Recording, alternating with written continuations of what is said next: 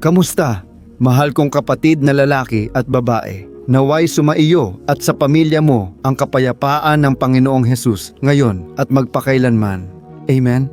Ako si Pastor Antonio Jr. At ngayon mga kapatid, nais kong magbahagi ng makapangyarihang mensahe. Ramdam ko ang sobrang pagmamahal ko sa inyo. Mga kapatid, hindi ninyo alam kung gaano iyon kalaki. Parang tayo ay galing sa iisang pamilya. Literal talaga, alam mo? At ngayon, nandito ako, nagdarasal, humihingi sa Diyos. Kasi palagi akong nagdarasal bago ako mag-record ng video. Ang banal na espiritu ang naglagay ng pagmamahal na yon, alam mo. At nagsimula akong maalala dito kung ilang beses kong hinangad na magkaroon ng isang tao sa tabi ko para magbigay ng payo, isang tao na makakasama ko sa tagumpay at kabiguan. Nagsimula akong magpasalamat sa Diyos. Dahil sa panalangin sa umaga, sa panalangin sa gabi, iyon ang sandali na mayroon tayo para buksan ang ating puso. Alam mo yon? Kaya kong buksan ang puso ko para sa inyo, kahit hindi ko kayo personal na kilala. Isa itong pagmamahal na napakalakas na tanging ang Diyos lang ang makakalikha.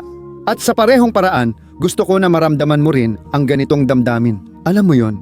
Na maramdaman mong parang nasa bahay ka habang kinakausap kita. Na maramdaman mo ang presensya ng banal na espiritu. Mga kapatid, alam ng Diyos ang puso ko. Alam niya na ang tanging hangarin ko ay lumago ka sa pagiging malapit sa Kanya. Na lumago ka sa espiritual, mga kapatid. Aaminin ko, maaari akong magkaroon ng ibang ugali. Isang makasarili o mapanlinlang na ugali. Pero alam ko na hindi ito makalulugod sa puso ng Diyos. Kaya nagpapasalamat ako sa Panginoon dahil dito malaya akong makapagsalita sa inyo. Maaari kong ibahagi ang nararamdaman at kahirapan ko, pero masasabi ko ring kaya mong bumangon muli. Tulad ng pagtagumpay ko at lakas na binibigay ni Jesus araw-araw, bibigyan ka rin niya ng lakas. Tama? Hindi ka naman napunta rito ng basta-basta lang. Hindi mo naman sinusubaybayan ang mga panalangin dahil lang sa trip mo. Hindi. May layunin ng Diyos para sa buhay mo. Alam mo yon. Natutuwa ako kapag sinasabi ng mga tao, Pastor, pinapakinggan namin kayo araw-araw sa bahay. Pati asawa ko nakikinig. Minsan hindi sumasabay ang mga anak ko, pero nandyan sila at nakikinig pa rin. Sobrang saya ko kasi, tingnan mo, gumagawa ng himala ang Diyos, mga kapatid. Kaya kong maglaan ng oras-oras, araw at araw na nagpapasalamat sa Panginoon. Ilan sa inyo ngayon ang may depresyon, may mga utang, nabibigatan ang inyong kalooban dahil sa isang problema, away sa pamilya o kahit dahil sa isang kakulangan sa buhay. Natutuwa ako dahil dito, maririnig mo si Jesus. Siya lang ang makakatulong sa problema mo. Sige? Huwag kang maniwala sa sinasabi ng tao. Maniwala ka sa lumalabas sa bibig ng Diyos dahil lahat ng lumalabas sa bibig ng Diyos ay hindi bumabalik na walang laman. Amen? Ang salita ay laging may balik. Yan ang dahilan kung bakit palagi muna akong nagdarasal dahil gusto kong ang mensahe ko sa iyo ay siyang nais ng Diyos para sa iyo. Kaya manatili ka sa akin hanggang sa dulo ngayon dahil napakaganda ng mensahe. Ito ay mensahe ng kaaliwan at ito rin ay mensahe ng hamon. Maiintindihan mo ako pero bago tayo magsimula, may hihilingin lang ako sa iyo. Mag-subscribe sa channel ko. Pindutin lang ang mag-subscribe button sa cellphone mo. May lalabas na kampanilya sa tabi. Pindutin at piliin ang lahat. Okay ba? Sa ganitong paraan, hindi mo mamimiss ang mga susunod na video na ia-upload ko araw-araw tuwing hapon, alas 2:30. Hangad kong maghatid ng makabuluhang nilalaman, usaping pang-araw-araw, katapusan ng panahon at espiritual na labanan. Mga bagay na nangyayari sa buhay mo at sa mundo. Maiintindihan mo kung paano ito tumutugma sa mga propesiya sa Biblia. Kaya sumama ka rin sa akin sa mga video tuwing hapon. Ayos ba? Mga kapatid, gusto kong basahin sa inyo ang isang talata na nasa Hebreo, Kabanata 4, talata 13 na nagsasabing, wala sa buong nilikha ang nakatago sa mga mata ng Diyos. Lahat ay hayag at lantad sa harapan niya na dapat nating panagutan. Amen? Mga kapatid, kapag binabasa ko ang talatang ito, aaminin ko sa inyo ang isang bagay. May takot na pumapasok sa puso kasi kapag sinabi ng Biblia dito na lahat ay lantad sa harapan ng Diyos, mga kapatid, agad nating naiisip ito. Grabe, ibig sabihin pati ang dumi ng puso ko.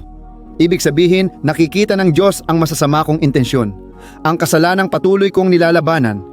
Ibig sabihin, nakikita ng Diyos ang aking pagsuway. Alam mo, minsan may kasamaan sa loob natin. Mga kapatid, totoo ito. Nakikita ng Diyos lahat. Wala tayong matatakasan sa Kanya.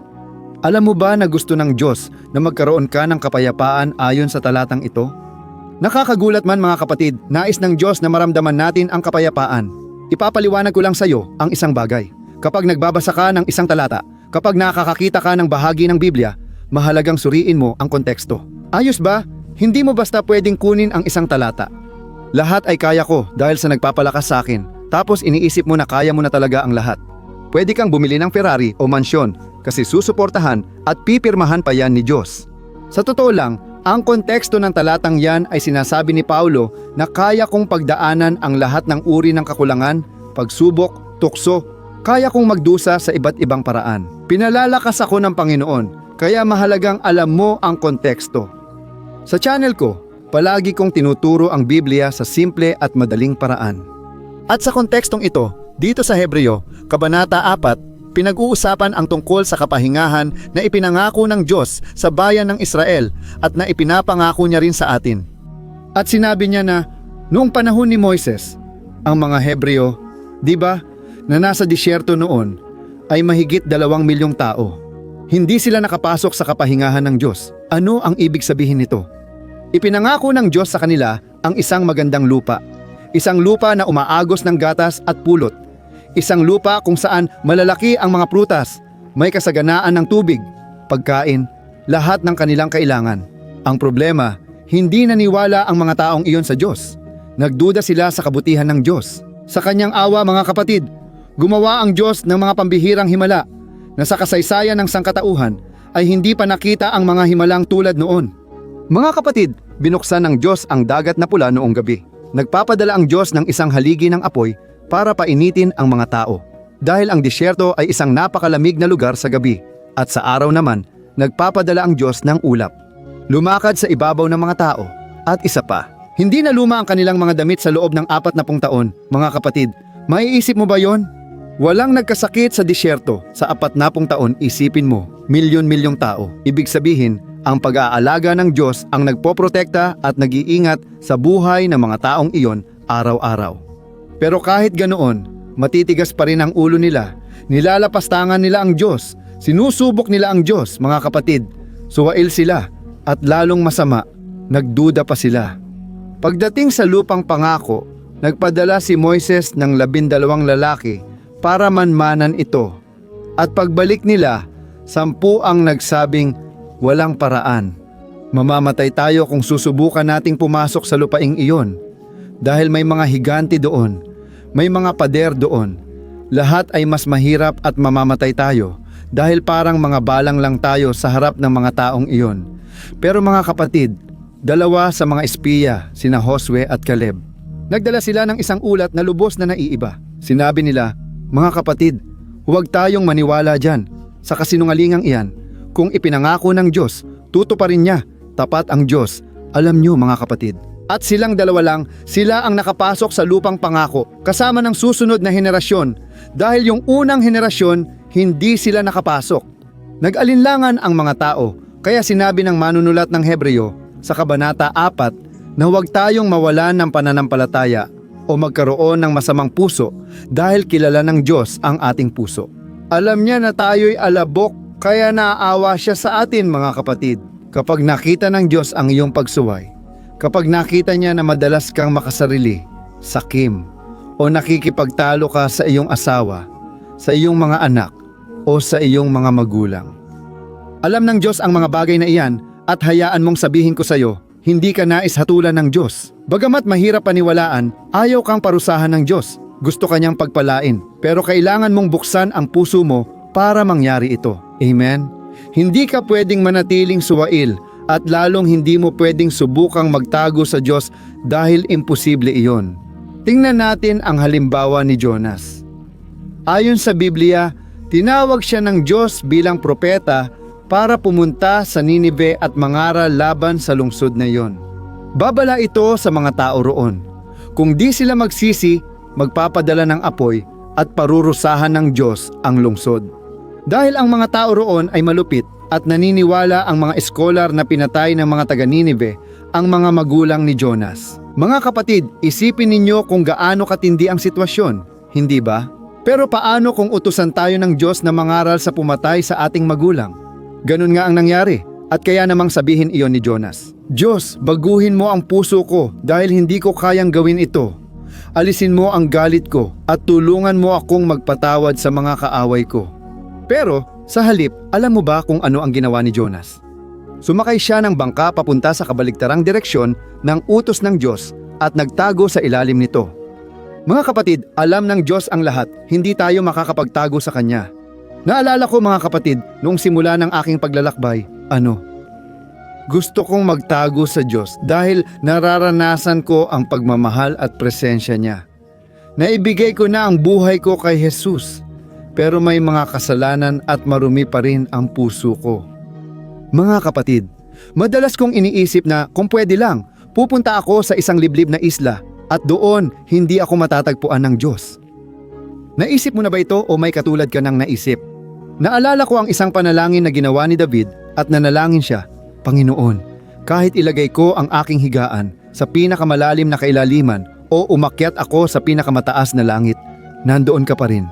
Kahit balutin ko ang sarili ko ng kadiliman, ikaw pa rin ang magiging liwanag. Kapatid, hindi tayo makakatakas sa Diyos, amen? Yung talatang binasa ko sa simula ay hindi para takutin, kundi para bigyan tayo ng kapayapaan dahil kilala ng Diyos ang puso natin at mahal niya tayo.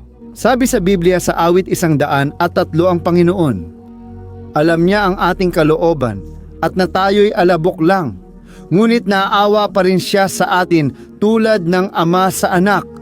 Kaya mga kapatid, ang hiling lang ng Diyos kay Jonas ay sabihin, Diyos, alisin mo ang galit, pait at sama ng loob ko dahil hindi ko kayang mangaral. Pero sinubukan niyang tumakas at napansin ng mga marinero ng barkong iyon na dumating ang isang malakas na bagyo. At napagdesisyonan nila na si Jonas ang may kasalanan kaya itinapon nila siya sa dagat. Si Jonas ay nilamon ng malaking isda at nanatili roon ng 3 araw at gabi. Kapatid, basahin ninyo sa bahay ang aklat ni Jonas, Kabanata 1 at 2. Napakaganda nito. At makikita mo ang panalangin na ginawa ni Jonas doon sa loob ng tiyan ng isda. Mga kapatid, isipin ninyo, ang isda ay nasa ilalim ng dagat, si Jonas ay nandoon sa kadiliman, sa dilim. At kahit ganoon, iniligtas ng Diyos ang kanyang buhay, kasama niya ang Diyos doon. Alam mo, sa huling sandali ng kanyang buhay, dininig ng Diyos ang kanyang panalangin, Alleluia.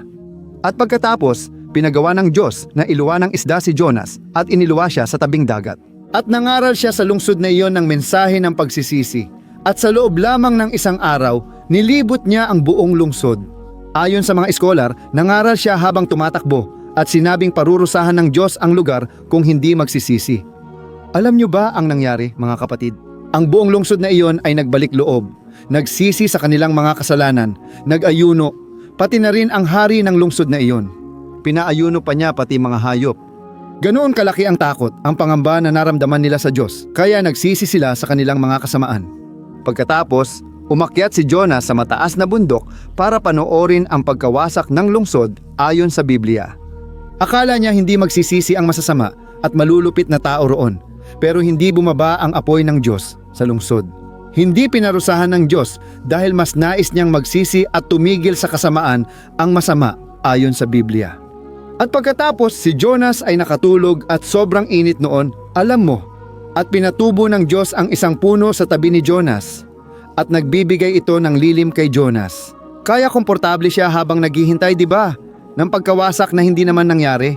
Pero pagkatapos, ang Diyos. Sinubok niya ang puso ni Jonas, kaya pinatuyo niya ang punong malapit dito at naramdaman ni Jonas ang init. Sobrang init kaya nagsimula siyang magreklamo. Alam mo ba kung ano ang sinabi ng Diyos kay Jonas? Jonas, suriin mo ang laman ng puso mo at kung gaano ka kasama. Mas nag-alala ka pa sa punong iyon na nagbibigay sa iyo ng kaunting lilim, kaysa sa mga taong iyon na papunta na sa impyerno, na malapit ng hatulan.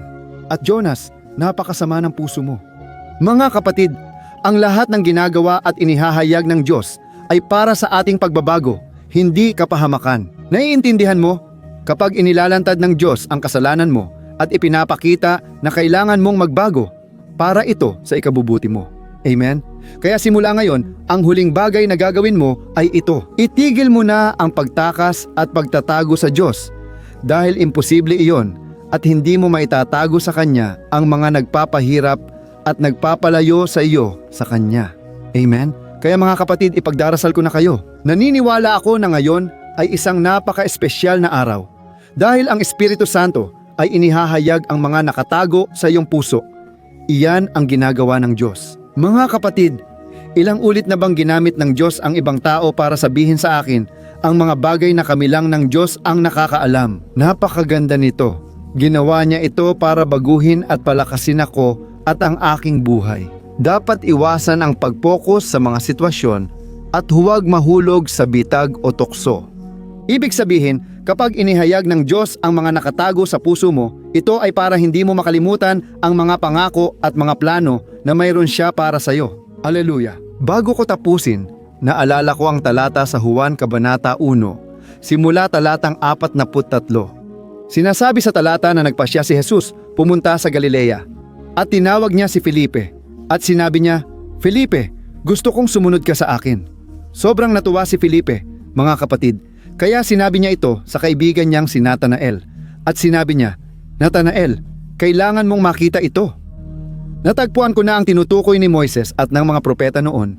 Natagpuan ko na ang Mesiyas, ang isinugo ng Diyos, at tinawag niya ako para sa isang napakagandang gawain. At alam mo ba kung ano ang nangyari? Si Natanael agad-agad nagsabi saan siya galing at sinabi niya siya ay taga Nazaret. Mga kapatid, nang sinabi ni Felipe na si Jesus ay taga Nazaret, agad nagduda si Natanael at sinabi niya, "Ano? Nazaret? Pwede bang may mabuting lumitaw mula sa Nazaret?" Maliit at simpleng lugar lang ang Nazaret. Hindi mayaman o masagana. Pero doon nagmula si Jesus, mga kapatid. At alam nyo ang nangyari. Habang sila ay nagpatuloy sa pag-uusap, hinarap ni Natanael si Jesus. At alam nyo ba kung ano ang sinabi ni Jesus sa kanya? "Natanael, nakita kita noong ikaw ay nasa ilalim ng puno ng igos. At gusto kong sabihin sa iyo, isa kang tunay na Hudyo at napakatapat mo. Alam mo ba?" Mga kapatid, agad tinanong ni Natanael, "Panginoon, sino ang nagsabi at nagkwento nito sa iyo?" At sinabi ni Jesus, "Nakita ko ang ginagawa mo doon, mga kapatid." Noong oras na yon, sinabi ni Natanael, "Panginoon, ikaw ang hari ng mga hari. Ikaw ang Panginoon ng mga Panginoon. Ikaw ang Kristo." Mga kapatid, talagang naantig ako nung una kong nabasa yon. Kasi nakita ni Jesus yung lalaking yon sa ilalim ng puno ng igos. At mahalaga talaga ang puno ng igos para sa mga Hudyo. Kasi doon sila madalas tumigil para magmuni-muni, magdasal, at napansin ni Jesus na tapat yung lalaking yon. Alam mo yon, marami sa inyo na nakikinig sa akin ngayon ay talagang tapat. Kung ayaw ninyong magdasal o magbasa ng Biblia, hindi ninyo ginagawa, kayo yon. Madalas may tanong kayo tungkol sa pananampalataya at alam ito ng Diyos. Alam ng Diyos na makatuwiran ka. Maaaring di ganoon kalakas ang pananampalataya mo, pero kilala niya ang puso mo. Para kay Natanael, hindi siya pinagalitan ni Jesus. Sa halip, natuwa siya at sinabi, "Masaya akong makita ang katapatan mo.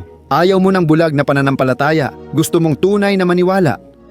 Mga kapatid, mahal ng Diyos ang mga taong ganito. Mga taong gustong magkaroon ng tunay na karanasan. Mga taong talagang naghahanap ng katotohanan.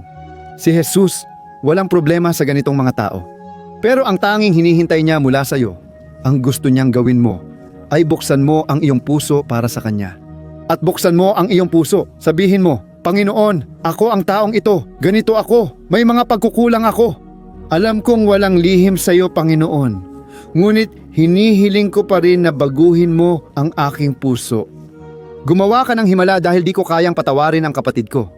Nahihirapan akong makitungo sa taong iyon, pati na rin sa pastor, pati na rin sa kapatid sa simbahan. Panginoon, ilagay mo ang pag-ibig sa aking puso." Amen? Mga kapatid, kaya simula ngayon, ipapangako mo sa akin na kapag ikaw ay natukso, kapag ikaw ay nagkasala, dahil ang tanong ay hindi kung magkasala ka o hindi magkakasala ka. Ang tanong ay kailan ka?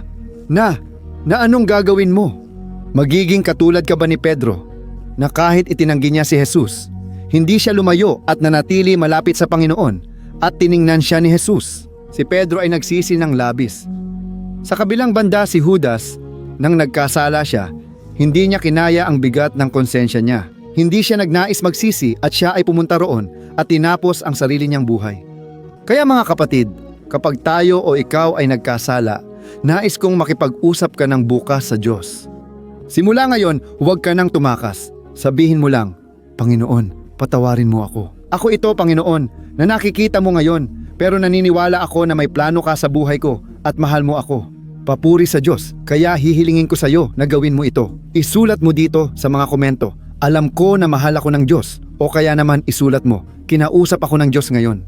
Makakatulong ito na hikayatin ang iba pang tao na sundan ang mensahe natin ngayon. Ayos ba? Nilagyan ko na ng langis ang kamay ko, ipagdarasal kita. Buksan mo ang puso mo ngayon kay Jesus at huwag agad umalis matapos ang panalangin. Gusto kong ibahagi mo ito. Pakiusap, ipadala mo dito o i-click ang button na ibahagi. Piliin ang WhatsApp at ipadala sa mga kaibigan mo sa WhatsApp. Magbabago ito ng buhay ng marami, sigurado ako. Sige, manalangin tayo. Pumikit ka. Luwalhati sa Diyos. Aleluya Panginoon, aking Diyos at aking Ama. Gusto kitang pasalamatan o Ama para sa pinagpalang salitang ito. O Diyos, ang sarap mapabilang sa iyong presensya.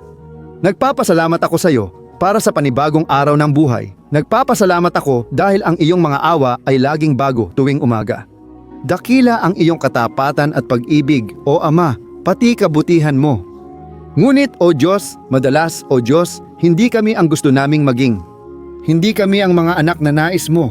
Ngunit, o Diyos, narito kami, Ama, nagsisisi, humihingi ng kapatawaran sa aming mga kasalanan. Ilan dito, o Diyos, ang nakaunawa ng mensahe ngayon na hindi para matakot tayo, kundi para buksan natin ang ating puso ng tapat. Hindi para matakot, kundi para pumasok tayo sa kapahingahan. Naniniwala kaming pinatawad mo na kami kay Kristo Jesus. Naniniwala kaming nilinis at tinubos kami ng kanyang dugo mula sa kaparusahan ng impyerno. O Jesus, salamat dahil sa iyo kami naligtas. Tanging biyaya mo ang aming kaligtasan, Panginoon Diyos. Inilalapit ko sa iyo ang buhay ng lalaking ito at babaeng ito. Hinihiling ko sa iyo, Panginoon. Ama, hipuin mo ang kanilang puso, alisin ang pusong bato at masama, palitan mo ng pusong laman. Isang pusong handang sumunod, pusong nagmamahal at nagpapatawad kahit sa mga kaaway nila. Jesus, bigyan mo kami ng pusong katulad ng sayo. Tulungan mo kaming magpatawad sa mga nagkasala sa amin, sa mga nanakit sa amin. O Diyos, ikaw lang ang makakagawa nito, tanging kapangyarihan ng Espiritu Santo at ikaw ang tunay na nakakaalam ng aming pinagdadaanan. Alam naming di namin ito maitago sa iyo. Pero ngayon, Ama ko, binubuksan namin ang aming puso at hinding-hindi na kami tatakbo palayo sa iyo. Hinding-hindi na kami iiwas sa iyong presensya dahil imposible iyon. Ama, sa pangalan ni Jesus, ibuhos mo ang kagalingan, kagalingang emosyonal, kagalingang pisikal. Hindi ako malapit sa taong ito. Hindi ako pisikal na malapit, pero naniniwala ako na sapat na ang isang salita, Panginoon. At sa sandaling ito, Ama, hinihiling ko sa iyo na pagalingin mo ang iyong mga anak. Palayain mo sila isa-isa. Alisin mo sila sa mga utang. Alisin mo sila sa kasalanan, sa mga mapan-abusong relasyon, Panginoon Diyos ko at Ama ko. At gawin mo ang isang gawa ng pagbabago sa aming buhay. Naniniwala ako na sa sandaling ito, ang pagpapahid ng Espiritu Santo ay sumasa atin. Inaabot ko ang aking mga kamay, O Diyos. Hiling ko alisin mo ang pang-aapi at kalungkutan. Itinataboy ko ngayon ang lahat ng espiritu ng kamatayan, lahat ng masamang espiritu laban sa buhay ng taong ito, ng pamilyang ito. Ang pang-aaping ito sa loob ng bahay na nagpapaisip sa tao na ibenta ang bahay na gusto niyang umalis agad sa lugar na iyon. Pinalalayas ko ang demonyo sa pangalan ni Jesus at hinihiling ko, Panginoon, na bantayan ng iyong mga anghel ang bahay na ito. Diyos, naway maging lugar ito ng pagsamba, lugar ng panalangin at hindi lugar ng pang-aapi, pagmumura at pagtatalo. Baguhin mo ang aming buhay, Panginoon. Ang aming pamilya, buksan mo ang mga mata, O Diyos, ng mga hindi ka pakilala, ng mga naliligaw at bulag pa sa espiritual. Diyos, ilagay mo sa amin ang isang malalim na pag-ibig na kami ay maging tunay na tagasunod ni Kristo. Sa pangalan ni Jesus ako nananalangin at nagpapasalamat na ako sa lahat ng ginawa mo dito ngayon, Panginoon. At naniniwala ako na ipagpapatuloy mo pa ang paggawa sa aming mga buhay at sa pamamagitan namin. Sa ngalan ni Jesus, nananalangin at nagpapasalamat ako. Amen. Luwalhati sa Diyos. Aleluya.